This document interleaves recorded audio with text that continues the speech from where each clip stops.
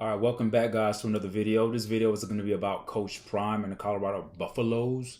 And I remember I made a video a while back, and it was not a video. I've made videos making comments about my opinion of how committed I thought Coach Prime is to the Colorado Buffaloes, and I didn't think that he was committed long term.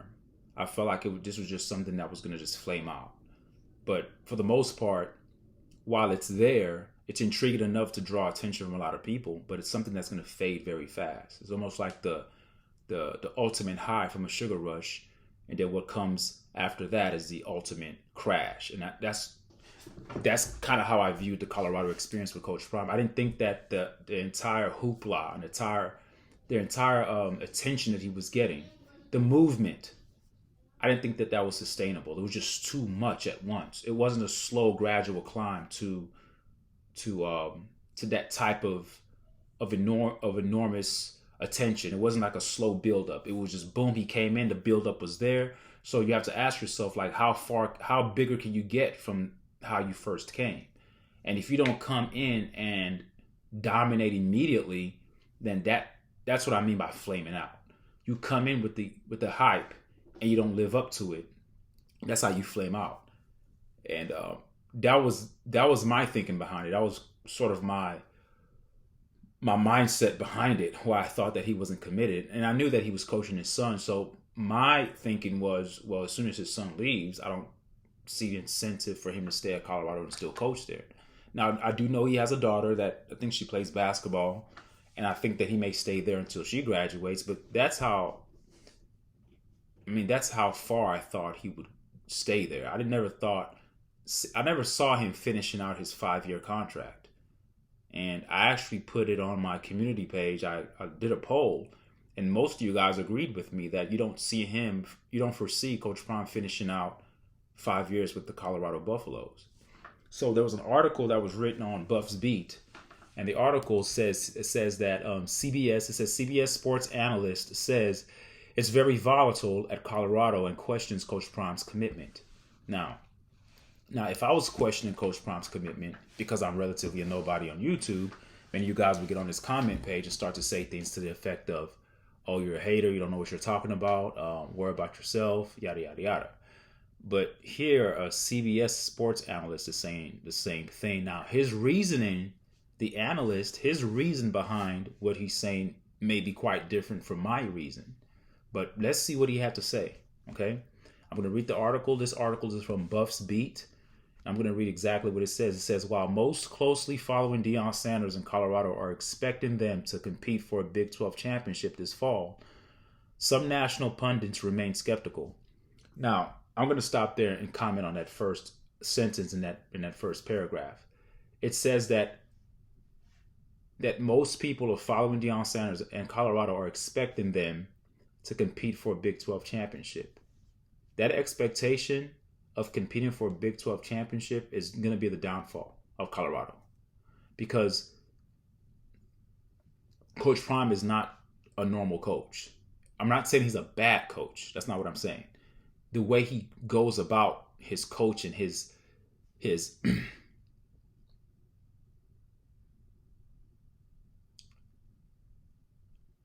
mindset behind coaching, his praxis, his philosophy, the day-to-day routine of how he governs his team is not your run-of-the-mill coach. He's not that.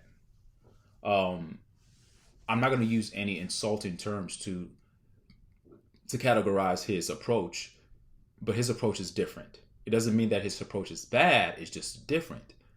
Now, the question you have to ask yourself, will this approach yield to success? That's yet to be seen. We always have to give coaches grace their first couple of years. But the fact that you're expecting him to compete for a Big 12 championship after what he did in the Pac-12 last year, losing 7 of last 8 games of the season, the way they looked, with all the transfers, with all the people that have left, all the new changes, the new coaching changes. Again, this second year is like his first year again. All the major attention that he garnered because he is Coach Prime, to me, is going to be the Achilles heel. It's is the sword or the dagger in the back that you don't see coming. I think sometimes that when you're coming on the scene and you're trying to build something that's sustainable, and if you are really serious about it, there's a degree of sacredness that goes into that pursuit. I give the example all the time.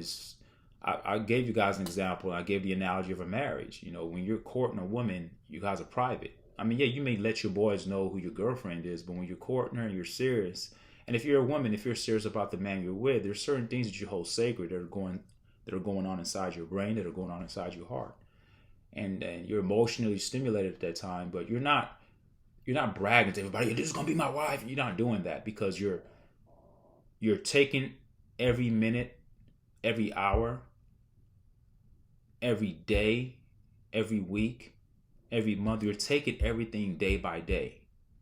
And you're very methodical in how you're approaching this situation because you know that marriage is serious. And if you are really considering this person to be your future husband or your future wife, then you're going to take every moment seriously. And I didn't see that with Coach Prime. I felt like his personality just,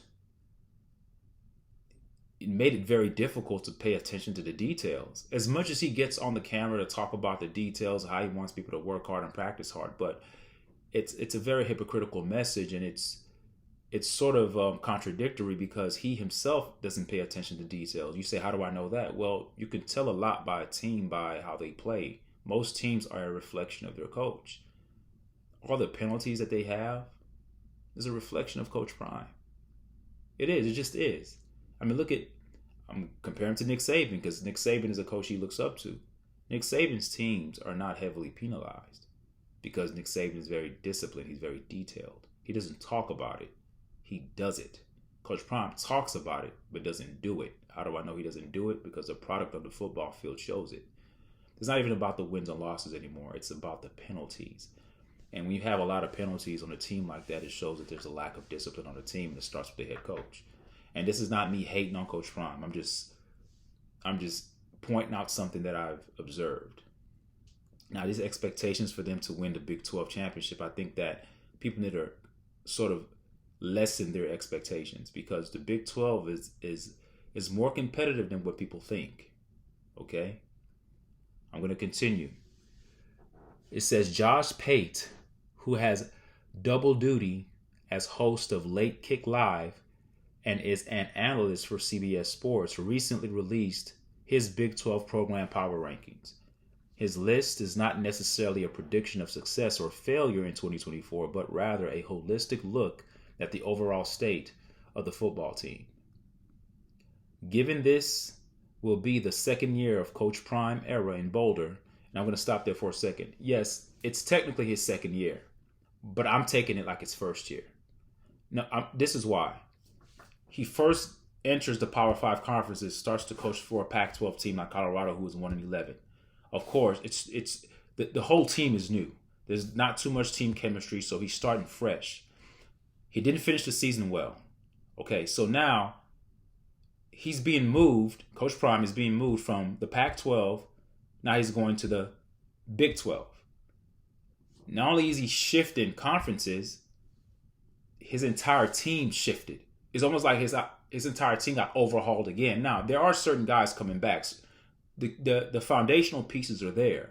But the ancillary pieces, we know at team sports that those ancillary pieces are just as significant as the main pieces because without those ancillary pieces, your whole team could crumble. Football is a total team sport. From the offensive lineman, from the holder who holds the kick, for the kicker to kick it through the uprights, from the punter, everybody. Everyone's important. So all the coaching changes that occurred, all the major shifts, the portal transfer and all that stuff going on, I mean, it's his first year again. So I'm going to look at this year as his first year, but I'm looking at this year as Coach Prime's first year as I would look at a redshirt freshman. Because usually a redshirt freshman means that they were already there on campus their freshman year. They just didn't play. They redshirted, but their first year on the football field, they're considered a redshirt freshman. They're technically a sophomore academically, but in terms of athletically, they are a redshirt freshman. So I'm looking at Coach Prime as a redshirt first year coach. Okay, I know it sounds strange. I know you guys are probably thinking, no, this is second year, but I have to put everything in context. So I'm not going to be as critical. I'm going to be critical. I'm always going to be critical. That's just what I do. But I'm going to be critical within the wider context, taking in everything that's involved with his technical second year, but which I'm going to call his redshirt first year, because there's just too many changes. I mean, he's learning from his lessons. Hopefully, he grows from what happened his first year. But all the coaching changes, with all the player changes, with the lack of time to build team chemistry and team cohesion and team camaraderie with your coaches and players, that's gone because there was so much changes. And I don't even know, correct me if I'm wrong, has he even found a defensive coordinator yet? And if he hasn't found a defensive coordinator yet, what are we doing? We are in mid-February here. So, I mean, or late February. So, to me, it's going to be his red shirt first year. If I'm making up that term. I know there's no such thing. But if players can get red shirted, I think coaches should have the ability to call themselves a red shirt. So, now this is not me laying down the groundwork to give him excuses to say, hey, if he's doing horrible, he's just his red shirt. No, I'm still going to be critical because I expect him to learn from his past mistakes. I expect his offensive philosophy to change. I expect him not to be too pass heavy. I expect him to insert a more of a balanced offense. I expect him to use Alton McCaskill more. Okay? I expect him to add an extra tight end for protection for his son Shador if needed. Okay, so I expect him to have a little bit more patience, and I expect him to be different on the microphone. And I expect him not to throw his players underneath the bus as he did his first year. So those expectations are going to come with heavy critique if I see him repeat those same things again. Now, in terms of wins and losses, I'm going to treat it like his first year again. Okay, I have to. Now, I know that he's capable of winning games. He started off winning 3 games in a row. Team came out very fast. Once teams in the Pac-12 started to get tape on their tendencies, on Colorado Buffalo's tendencies, and start to understand, the rate in which they passed the ball, they became very easy to defend. And that's what happened. Teams just got smarter, watched film. Coaches, he was just basically outcoached. Coach Prime was outcoached by other coaches in the Pac-12 because it caught up to him. Once they figured out their schemes and systems, it was done. It was done. Not every team has the best offensive line. And I don't believe that Colorado Buffaloes had the worst offensive line in college football. I just felt like they were just too pass heavy, which allowed the offensive line's weaknesses to be exploited because the offense became too damn predictable. So when you become too predictable, you end up making the defense better than what they are because they can predict what you're doing. There's no guessing. They're just pinning their ears back and saying, hey, we're trying to crush your quarterback, which they did. So I'm looking at it like his redshirt first year, but I'm still going to be critical. But I'm not going to be too critical on the wins and losses. I don't expect him to win the Big 12. I'm going to be realistic. I don't expect him to go and win the Big 12 championship. If he even gets close to it, it's a success. A win for me, for Coach Prime, realistically speaking, with all the changes that occurred, no matter all the hoopla, I know a lot of you guys get emotionally caught up or emotionally entranced in his rhetoric and his charisma and his cadence, the way he talks. A lot of you guys keep up with well-off media. A lot of you guys are staying up to beat with everything that's happening with Colorado football. So you guys are emotionally invested. I'm not that emotionally invested. I mean, I talk about it a lot, but I don't keep up with it that much. I see the main headlines and I comment on the main headlines. I'm not keeping up with every little thing. Because I'm not keeping up with every little thing, I'm allowing myself to be more logical and not speak from emotion. I believe if they end the season with a 6-6 record, I would consider that a success. You say, oh, wow, no. They got to win the Big 12. No, they don't have to do anything. All Coach Prime has to do is improve from his freshman year, his first year. Now that he's a redshirt first-year coach, that's a term that I'm coining, that's a term that I'm using. He's a redshirt freshman coach based upon his circumstances, based upon the things that are surrounding his football team and the entire dynamic of all the changes that occurred.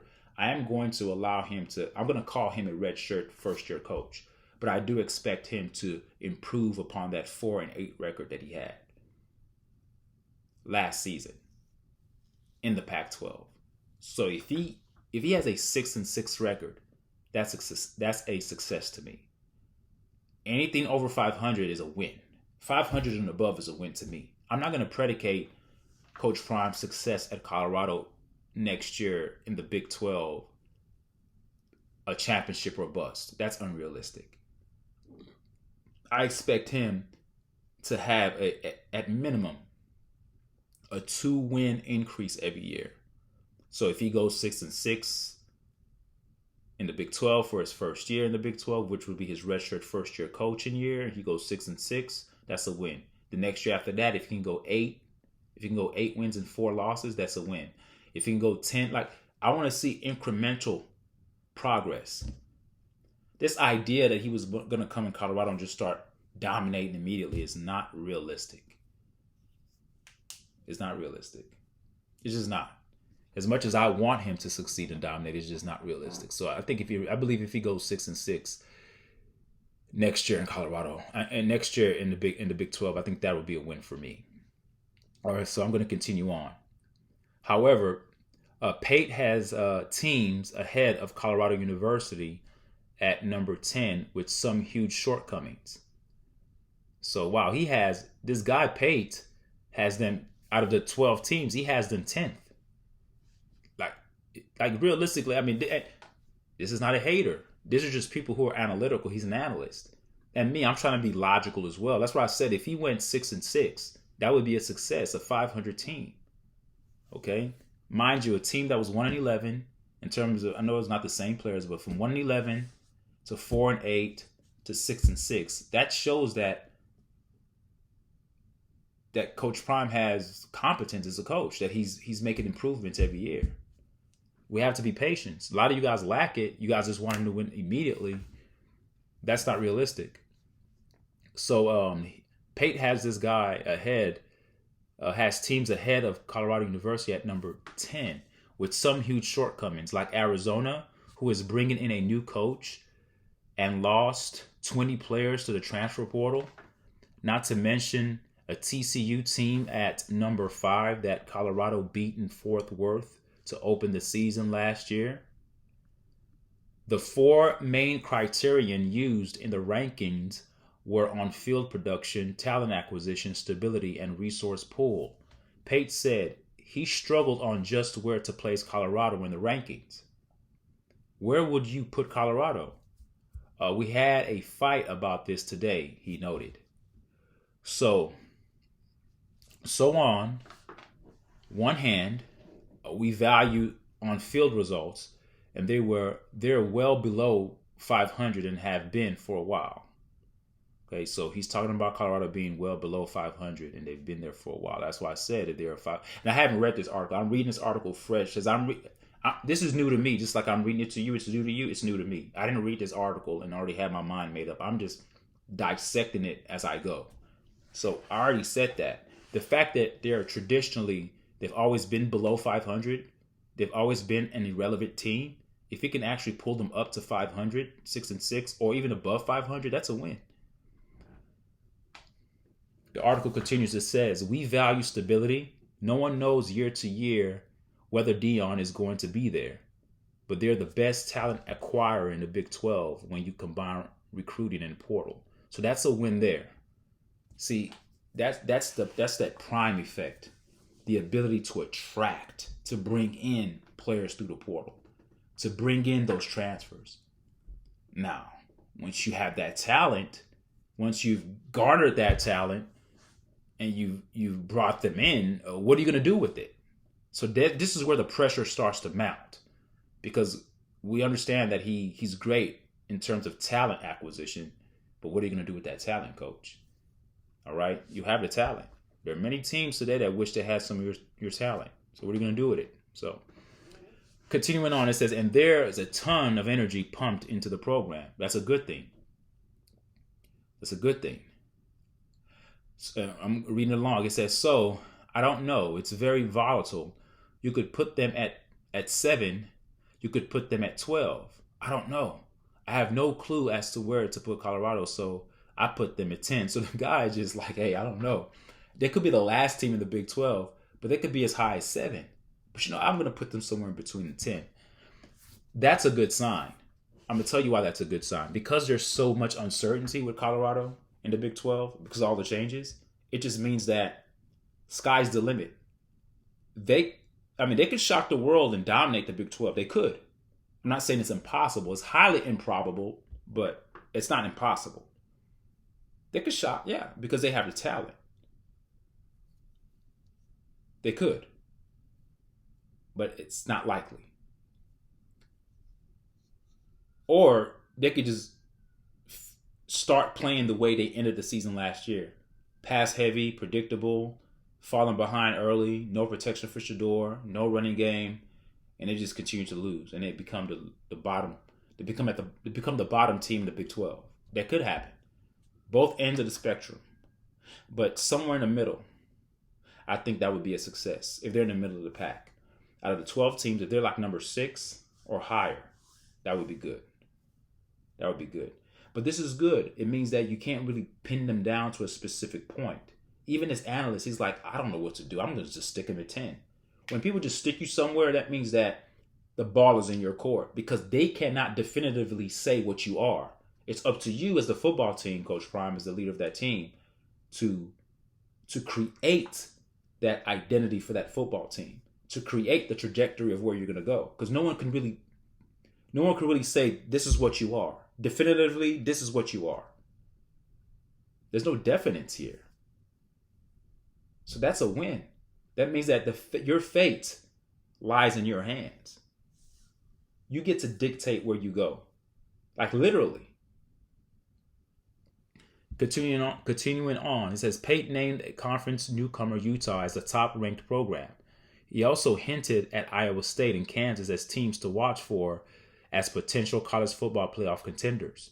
So right now, ask yourself right now, as a Colorado Buffaloes football fan, do you think that Colorado could compete with Kansas? Can they? Can they compete with the Iowa States? Can they compete with Utah? That's who they're supposed to be measuring themselves up to, not the bottom feeders. If Coach Prime is a dominant person, he has a dominant personality, and you guys think of him as an alpha kind of male, well, if he's alpha, he's surely not comparing himself to the bottom dwellers of the Big 12. He's looking at those contenders for the football players as the measuring stick. So watch those games when Colorado plays against Kansas, when they play against Iowa State, when they play against Utah. That's the way you're going to measure how well this team is. Not if they beat the teams that are not that good, because they have the talent. But then coaching comes into play when you're in college football, especially when teams are relatively evenly matched. If they get trounced by Kansas and they get dominated by Iowa State and get annihilated by Utah, then you understand that this team, Colorado, has a long way to go. And we're not talking about moral victories here. Well, they played hard. It was a close game. No.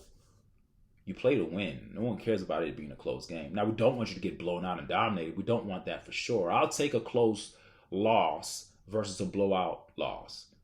But at the end of the day, it's still an L. We want wins. Well, they should want wins. I'm not on the team, so I'm not going to say we. But I'm just a fan. I want to see them do well. All right, guys, man, that's all I have for you guys. Again, this is an article. It was an article on the Buffs beat. It says that CBS Sports analyst says it's very volatile at Colorado and questions Coach Prime's commitment. He questions Coach Prime's commitment initially, but he talks about why he ranked them where he ranked them. And it's volatile because he doesn't know where to put it. And questioning Coach Prime's commitment is affecting the way he's ranking the team, because when you have a coach that is committed there for long term, then that coach is going to be very methodical in what he does. He's going to be very careful.